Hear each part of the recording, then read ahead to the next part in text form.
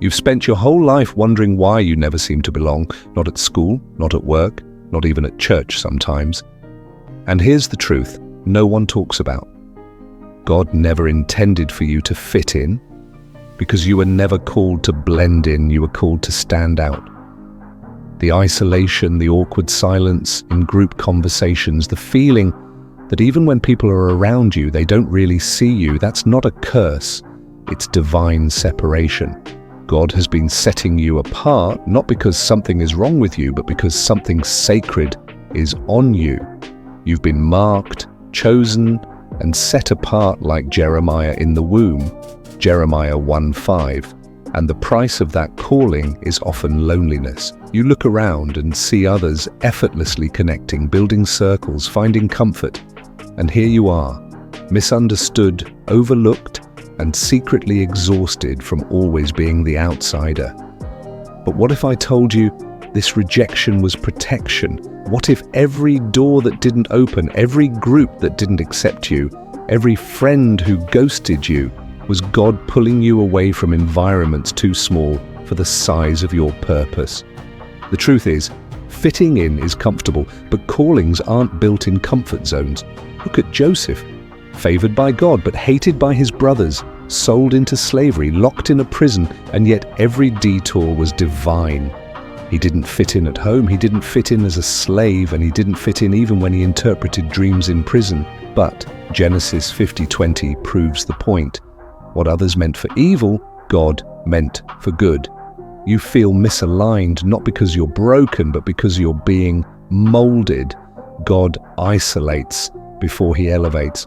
Moses didn't fit in among the Egyptians or the Israelites, and he wandered for years in Midian before God finally said, "Now you're ready to lead a nation." You keep asking why you're not invited, why no one includes you, why you always feel like an outsider, but maybe that's the exact position God needs you in to whisper what no crowd could ever shout. This season of divine discomfort is pulling you out of imitation so you can walk in revelation. Romans 12:2 says, "Do not conform to the pattern of this world," and you're literally living that verse every time you feel the friction of not fitting into the world's expectations. The enemy wants you to believe you're defective, but heaven knows you're just different, and that difference is dangerous to the kingdom of darkness. So the devil sends counterfeit communities to lure you into compromise, friend groups that drain your spirit, churches that prefer conformity over conviction, jobs that cage your calling. But every time you try to force yourself to belong, your spirit rebels, because your spirit remembers who you are.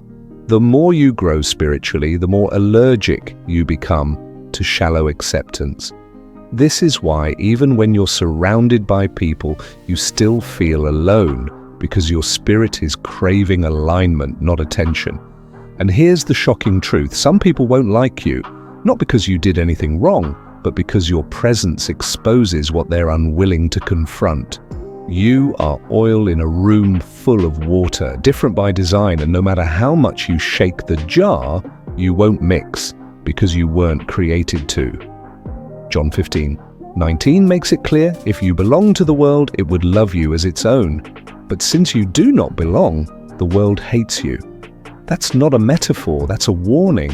So if you've been feeling displaced, it's not just emotion, it's revelation. God is shifting you out of circles and into assignments. He's closing doors, not out of cruelty, but out of mercy.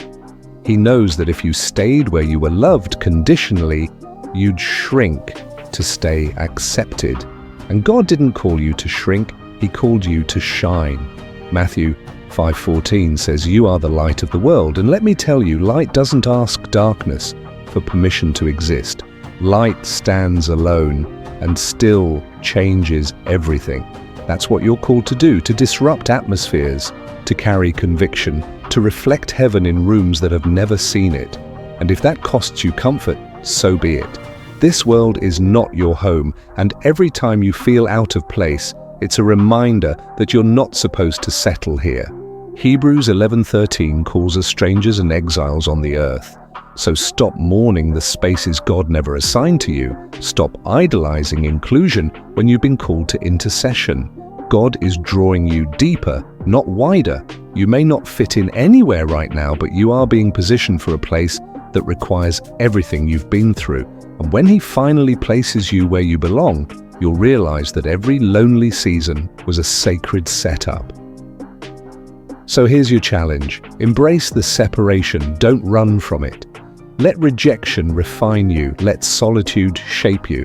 Because the one who never fit in is often the one God chooses to lead the ones who do.